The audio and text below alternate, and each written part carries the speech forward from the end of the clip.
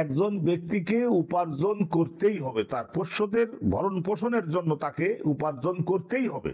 আল্লাহ তাকে যে যোগ্যতা দিয়েছেন সেই যোগ্যতাটাকে ব্যবহার করে তাকে উপার্জন করতে হবে এবং নিজের হাতের দ্বারা কাজ তাকে করতে হবে, চাকরি বাকরি হোক, যে কোনো কাজ তাকে করতে হবে। এই সম্পর্কে হাদিস খানা শুনুন। হাদদাসানা ইসমাইল ইবনে আব্দুল্লাহ, ইমাম বুখারীর শিক্ষক ইসমাইল ইবনে আব্দুল্লাহ, তার শিক্ষক ইবনে ওয়াহাব, তার শিক্ষক ইউনুস, তার শিক্ষক হলেন ইবনে শিহাব জুহরি, তার শিক্ষক হযরতে উরওয়া ইবনে জুবাইর।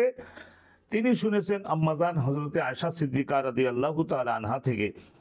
আম্মাজান আয়েশা সিদ্দিকা বলেন, লাম্মা উস্তুখলিফা আবু বকরিন সিদ্দিক, যখন মুসলমানগণ সকলে মিলে মদিনাতে সকল মুসলমান মিলে যখন হযরত আবু বকর সিদ্দিককে খলিফা নির্বাচিত করা হলো, কলা, তখন তিনি তার ভাষণে বলেছিলেন যে আমার মুসলমান ভাইয়েরা, আমার অঞ্চলবাসী, এলাকাবাসী, দেশবাসী সকলের এটা জানা যে আন্না হেরফাতি, আমি ইতিপূর্বে আমি যে ট্রেড, যে ব্যবসা বাণিজ্যটা করতাম, উনি একজন বিখ্যাত ব্যবসায়ী ছিলেন, বিশেষ করে বস্ত্র ব্যবসায়ী তিনি ছিলেন।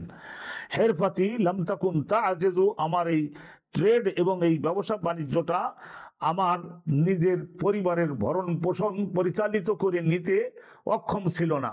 তার মানে আমি আমার পরিবারের ভরণ পোষণ আমার ব্যবসার মাধ্যমে আমি অর্জন করতে পারতাম, উপার্জন করতে পারতাম।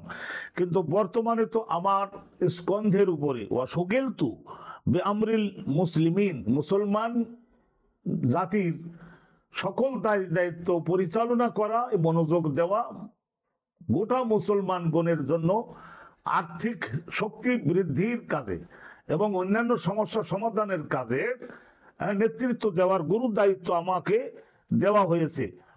তা এখন থেকে তাহলে আমি তো আর ব্যবসা বাণিজ্য করতে পারবো না।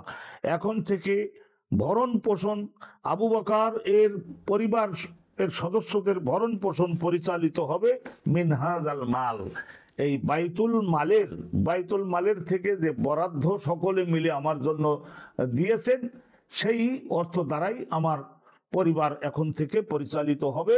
ওয়া ইয়াহতারিফু লিল মুসলিমিনা ফিহি, এবং ওই পরিমাণের অর্থের মধ্যে সীমাবদ্ধ থেকেই এখন আবু বকর তিনি গোটা মুসলমান জাতির জন্য নিজে সকল শক্তি নিযুক্ত করবেন, মুসলমান জাতির বৈষয়িক এবং আধ্যাত্মিক উন্নতি যাতে সাধিত হতে পারে, বেগবান হতে পারে সেই কাজে।